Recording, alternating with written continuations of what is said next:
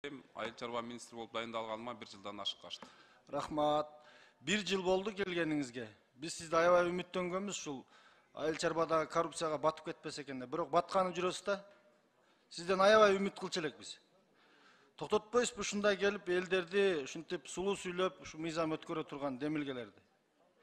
Ким сиздерге ушул асылдуулугу төмөн деген терминди, ушундай асылдуулугу төмөн экен деген жерди аныктап берди?